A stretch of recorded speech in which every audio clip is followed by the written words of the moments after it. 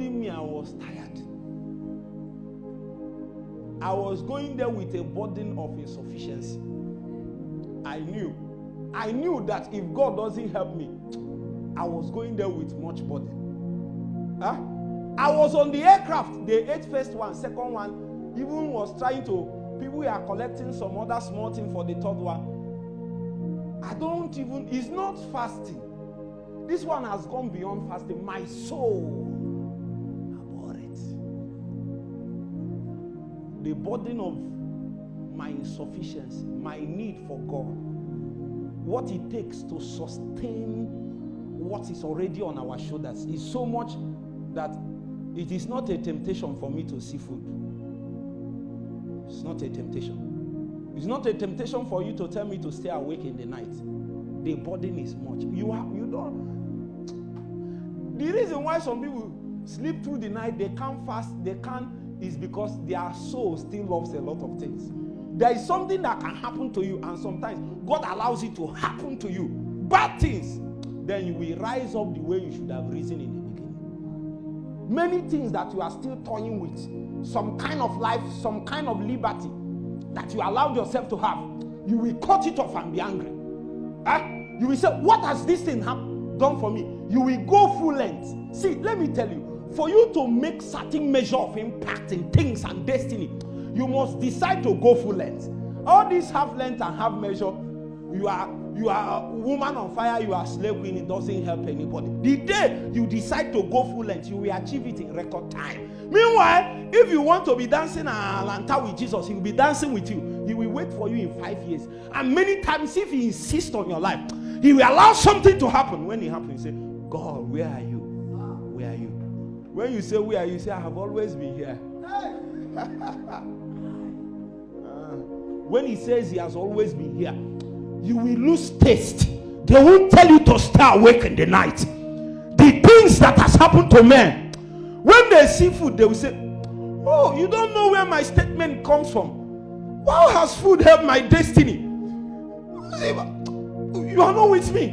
I was doing you service. Those days I will come to the family house. I will come from Assemblies of God and Sheke. When I come back from morning, sometimes I only sleep 1 hour, or I won't even sleep at all. I will go and teach my children.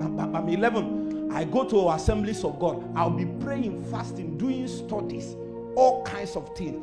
Once it's around 4, 5, I will be praying, soak, and then I will be coming back. When I come, I will come with so much burden. They will say food. I say, what is food? Say food is a disturbance. They look at me and say, who is this guy? What is this guy feeling like? And that if people has not felt like that concerning you, you are not doing anything tangible.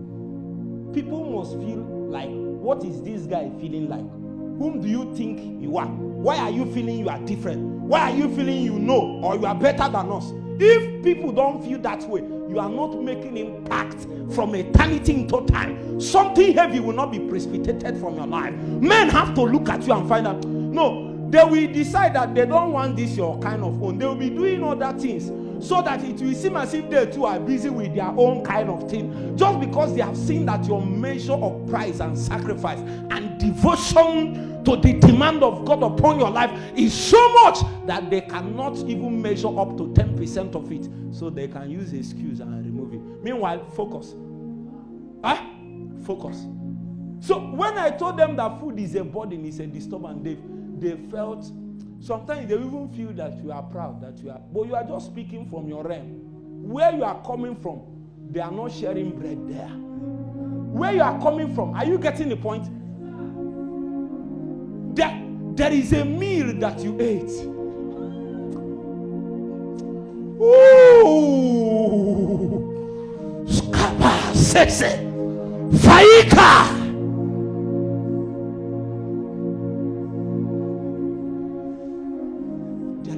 In my heart for my generation. It's too heavy. The reason why I pray the way I pray is so I can carry it. People are lightweight. They don't know the depth of the burden that God wants to transmit in a generation. They want to carry it with lightweight investment. Don't worry, you will break along the way. You don't know what it takes. man is communicating the depth of his experience. He just, and many times when it's like that, we will now keep quiet. And if you keep quiet, it's another problem. But when you say food is a burden, where everybody is eating and then you say food is a burden, what are you trying? What's on Jesus?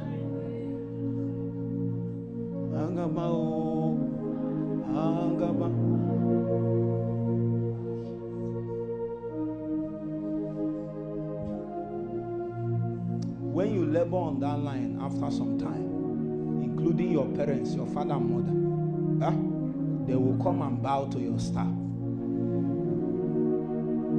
Like Joseph. What seemed as if it was suffering, God sent you ahead so that you can save your family. There is a danger coming. And he saw it. He sent you ahead. You passed through slavery. They sold you. But yet, God sent you ahead because of your brothers. You are a Joseph. You are a Joseph. Don't hold it against your brothers, your family. Because you are a Joseph. You are sent ahead. So when you come and tell them the things you have seen, they will say, what do you mean? You like this? You mean, don't answer you mean. The answer to you mean is to focus on Jesus and keep laboring. Until above the things that people chase, they will present it to you. They told Moses, come and do ministry. He said, I cannot. When they told, he said, I can't talk. This is a man that is trained in the courts of Pharaoh. He has been trained in the ordinances and protocols of royalty. These are the things he imbibed from his days. The days he was a youth, he knew how to carry himself in elegance. Such a man has been trained. But when the demand of destiny came, he found out what he learned in school cannot survive. The house of Pharaoh cannot carry it. For 40 years. After 40 years, he came and God said, I want to send you to Pharaoh.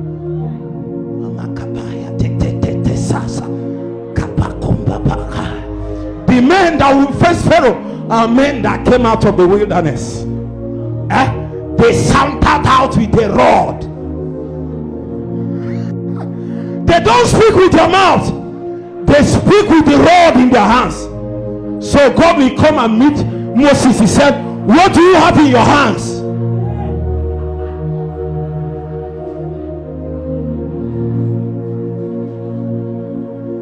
What do you have in your hands? For in the days of your wilderness, you learned how to wield the power that can divide the Red Sea. But men are not seeing it. But it doesn't matter. We will stay.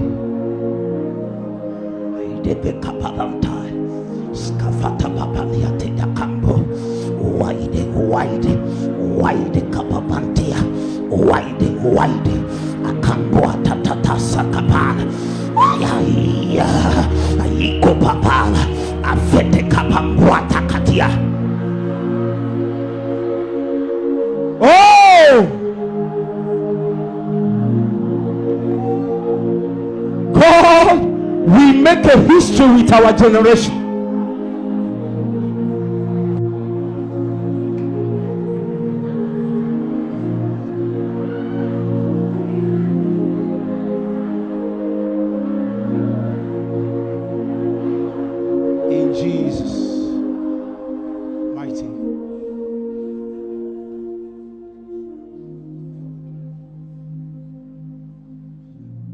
After the wilderness experience, Moses found out that his power is after another order.